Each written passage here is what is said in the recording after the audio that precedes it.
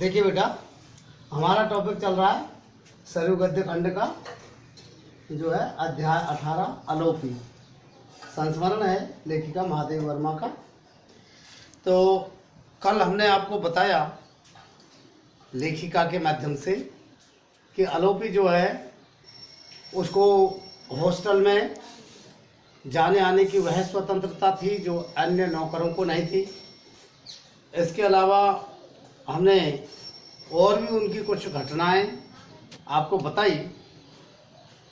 आगे लेखिका जो है बता रही हैं कि अलोपी के लिए लेखिका का क्या महत्व था और किस प्रकार से वह लेखिका को पहचान जाता था।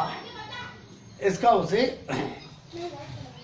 मैं बरामदे में हूँ या नहीं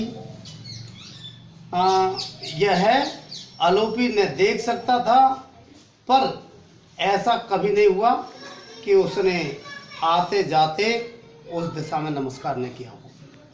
जब भी वह सब्जी लेकर के आता था तब भी उस बरामदे की दिशा में वह नमस्कार करता, जाने से पहले भी वह नमस्कार करता। उस कंडीशन में या उस समय लेखिका वहाँ है या नहीं इसका उसे जो है ध्यान नहीं होता था, या ये कहें कि उसे पता नहीं होता था कि लेखिका यहाँ नहीं है, तब भी उस दिशा में वह नमस्कार रोज किया करता था। ऐसा कभी नहीं हुआ कि उसने कभी उस दिशा में बरामदे की ओर नमस्कार नहीं किया हो, आते समय और जाते समय।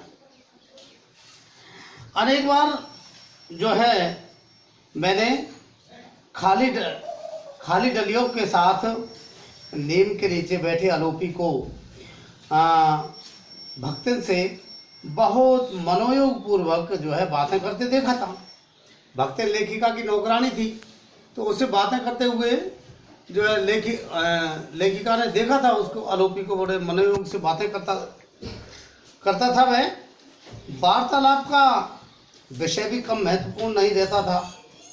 मुझे करेला अच्छा लगता है या कटहल, कचनार की फली अच्छी पसंद है, कली अच्छी पसंद है या सहजन की फली, मेथी का साग रुचिकर होता है या पालक का, और जो है नींबू लाभदायक है या संतरा, आदि प्रश्नों पर बड़े गंभीरता से वाद विवाद चलता रहता था।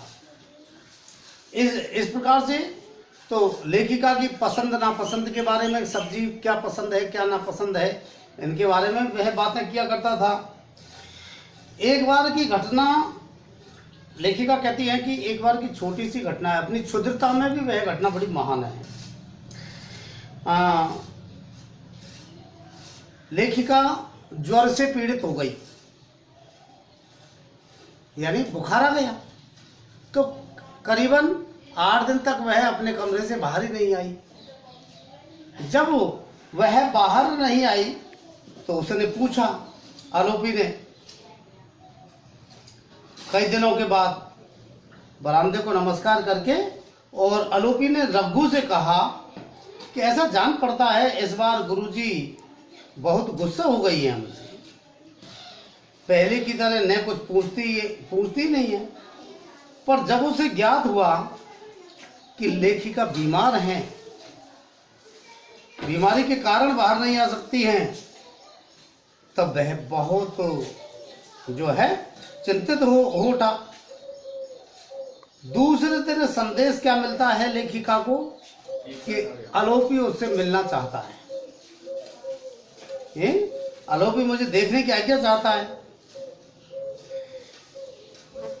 अब उसने उतने कष्ट के समय भी लेखिका को हंसी आ गई कि जो देख ही नहीं सकता है, जो अंधा है, वह मुझे क्या देखेगा। तो लेखिका को हंसी आ गई। अंधा अलोपी असंख्य बार आज्ञा पाकर भी मुझे नहीं देख सकता, देखने में समर्थ नहीं हो सकता था। पर अलोपी भीतर आया और नमस्कार करके टटोलता टटोलता दहली के पास बैठ गया।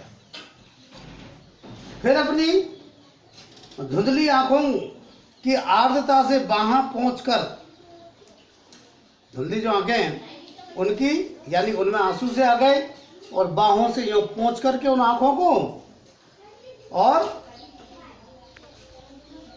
पिछोरी के एक छोर में लगी गांठ खोलते हुए उसने अपराधी की मुद्रा से बताया कि वह स्वयं जाकर आलोपी देवी से विभूति लाया है।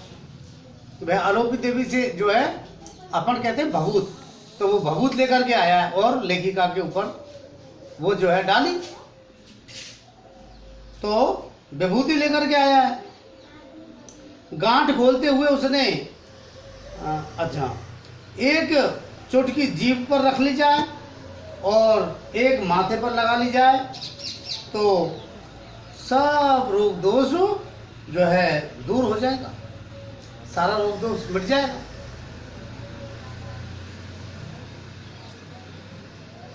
इसके बाद कहने की इच्छा हुई कि जब देवी तुम्हारा ही पूरा न कर सकी तो मेरा क्या करेंगी, पर उनके वरदान की गंभीरता ने मुख से कुछ न निकलने दिया। लेखिका के मन में ये तो कहने की इच्छा हुई कि जो है देवी ने जब उसका ही पूरा नहीं किया, यानी कि आलोपी को ही बिना आंखों वाला नहीं बनाया, वो आंखों वाला नहीं बनाया, सही नहीं बनाया, तो लेखिका का क्या भला करेंगे। लेकिन उसके मन में जो भाव था आलोपी दीन के में, तो इस वजह से लेखिका ने कुछ कहा नहीं। आलोपी देवी की दिव्यता प्रमाणित करने के लिए आलोपी दीन का कर्तव्य में जो है वज्र और ममता में मोम के समान हृदय ही पर्याप्त होना चाहिए। यानी आलोपी देवी की जो है दिव्यता प्रमाणित करने के लिए आलोपी दीन का कर्तव्य में वज्र के समान था वो, और ममता में मोम के समान हृदय था, यही पर्याप्त है। लेखिका के अनुसार तो उसकी आंखों की क्या आवश्यकता है। उसके निकट जिसका परिचय स्वर समूह के अतिरिक्त और कुछ नहीं हो सकता, उस व्यक्ति के प्रति इतनी सहानुभूति भूलने की वस्तु नहीं है। वो व्यक्ति जो केवल आवाज से ही पहचानता है और वो इतनी सहानुभूति रखता है, तो भला वो सहानुभूति भूलने की चीज नहीं है। आलोपी को हमारे यहाँ, लेखिका कहते हैं कि हमारे यहाँ आए हुए 3रा वर्ष चल रहा था। उसका कुछ भरा हुआ सा कंकाल कुर्ते से ढक गया। सिर पर जब तक साफा सुशोभित होने लगा, मतलब क्या क्या इनकम होने लगे, तो थोड़ा स्वास्थ्य भी ठीक हो गया, खाना पीना भी अच्छा मिलता था, स्वास्थ्य ठीक हो गया, और इसके अलावा जो है कपड़े भी ठीक ठाक पहनने लग गया, तो सिर पर साफा भी बांधने लगा, साफा भी सुशोभित होने लगा। अब साधारणतः महीने में 70 रुपए से कुछ अधिक की ही साग तरकारियां आती थी। उस समय में 70 रुपए बहुत हुआ करते थे एक महीने के। 70 रुपए की तो ये जो अधिकारी होते थे इनकी तनख्वाह होती थी उस समय, तो वो बहुत होते थे। तो 70 रुपए से कुछ अधिक की ही साग भाजी आती थी। दाम चुकाकर और रघु को कुछ देकर भी आलोपी के पास इतना बच रहता था जिससे वह सजलता व्याप्त थी, जिससे कि उसके घर में जो है आनंद था, बढ़िया खाना पीना मिलता था। अपनी माँ के साथ सुख से रह सके। और एक दिन तो आलोपी का रघु ने हंसते हंसते बताया कि दादा का रुपया उसकी माई गाड़ करके रखने लगी है।